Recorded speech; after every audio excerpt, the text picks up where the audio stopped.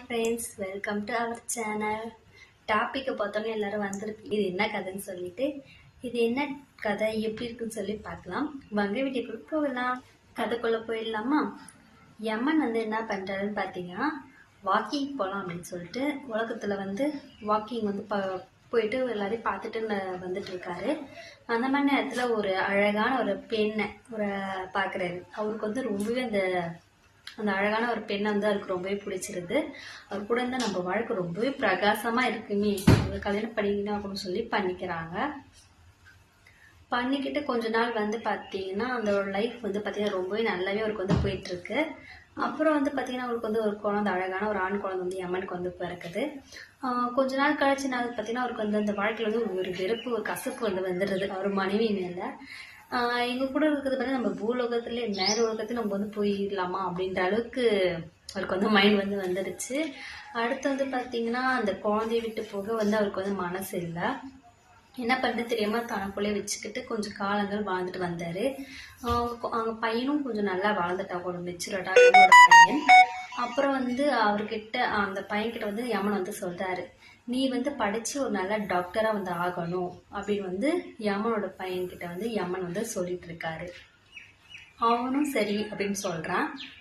அந்த நேரத்தில் என்ன ஆகுதுன்னு பார்த்தீங்கன்னா, அப்போ என்ன ஆகுது அப்படின்னு சொல்லி பார்த்தீங்கன்னா, நீ நார்மலாக ட்ரீட்மெண்ட் பண்ணக்கூடாது, நான் சொல்கிற விஷயத்த வச்சு தான் நீ ட்ரீட்மெண்ட் பண்ணணும் அப்படின்னு ஒரு விஷயத்த சொல்கிறாரு.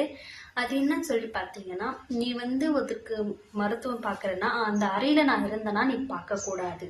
ஒரு உயிர் பழைக்கும் போது அந்த அறையில் நான் இல்லைன்னா அவரை நீ உயிர் பழைக்க வைக்கலாம் அப்படின்னு சொல்கிறாரு.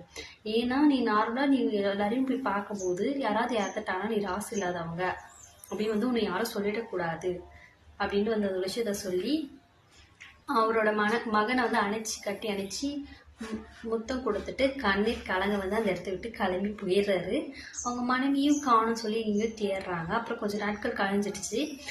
யமனோட மகன் சக்ஸஸாக அந்த டாக்டர் ஆகிட்டாரு.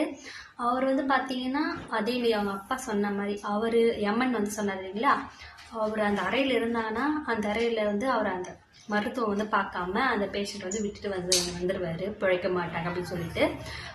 அவரோட அப்பா அந்த அறையில் இல்லைன்னா அந்த பேஷண்ட் உயிர் பழைக்க வச்சிருவாரு. இந்த மாதிரி பண்ணிட்டு இருக்கும்போது கைராசின்னு ஒரு டாக்டர் அப்படின்னு சொல்லி ஒரு பேரை யமனோட மகன் எடுத்துகிட்டு வந்துட்டு இருந்தார்.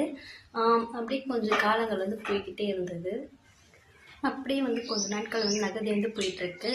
அந்த நேரத்தில் என்ன ஆகுதுன்னு பார்த்தீங்கன்னா, ஒரு ராஜாவோட மகள் நோய்வாய்ப்பட்டு இருக்காங்க. காப்பாற்றதே ரொம்ப கஷ்டம் அப்படின்ற ஸ்டேஜில் வந்திருக்காங்க. எவ்வளோ மருத்துவர் ட்ரை பண்ணி அவரால் காப்பாற்ற முடியல. கடைசியாக பார்த்தீங்கன்னா இந்த யமனோட மகன் அங்கே போகிறாரு. அப்போ அந்த ராஜா சொல்கிறாரு, நீ என் பொண்ணு பிழைக்க வச்சிட்டீங்கன்னா என் பொண்ணையும் உனக்கு நான் கொடுக்குறேன், இல்லாமல் இந்த ராஜாங்கத்தையும் நான் உனக்கு கொடுத்துட்றேன் அப்படின்னு சொல்கிறாரு. சரின்னு சொல்லிட்டு உள்ளே போய் ட்ரீட்மெண்ட் ஸ்டார்ட் பண்ணலாம் போய் பார்க்குறப்ப அங்கே உள்ளே யார் இருக்காங்க பார்த்தீங்கன்னா அவங்களோட அப்பா யமன் உள்ள நின்றுருக்காரு. யமனோட மகனுக்கு ஒரே சந்தேகம், எனக்கு இது ரெண்டுமே கிடைக்கிற நேரத்தில் இவரையே குறுக்க நின்றுட்டுருக்காரு அப்படின்னு சொல்லி கொஞ்ச நேரம் யோசிச்சு நின்றுட்டுருக்காரு. அந்த நேரத்தில் என்ன ஆகுது, திடீர்னு யமனோட மகன் அம்மா அப்பா இங்கே உள்ளதான் இருக்காரு, நீங்கள் இத்தனை வருஷமே இவ்வளோ நாளாக இவர் காணம் தேட்டிக்கிட்டு இவர் இங்கே தான் இருக்காரு, உள்ளே வாங்க அப்படின்னு சொல்லி கூப்பிட்டுறாரு. உடனே அங்கே யமன் பார்த்தீங்கன்னா அலறடிச்சு ஓடிடுறாரு வெளியில். இதுதாங்க கதை. இது உங்களுக்கு எப்படி பிடிச்சிருக்கான்னு சொல்லி மறக்காமல் கமெண்ட் பண்ணுங்கள். நீங்கள் ஒரு ஹஸ்பண்ட் அண்ட் ஒய்ஃபாக இருக்கீங்கன்னா நீங்கள் யாருக்கு பயப்படுவீங்க? மனைவிக்கு பயப்படுவீங்களா இல்லை கணவனுக்கு பயப்படுவீங்க? மறக்காமல் கமெண்ட் பண்ணுங்கள். அது இல்லாமல் இந்த கதை எப்படி இருக்கணும் மறக்காமல் கமெண்ட் பண்ணுங்கள். அடுத்த ஒரு நல்ல ஒரு கதையெல்லாம் சந்திப்போம். பாய்.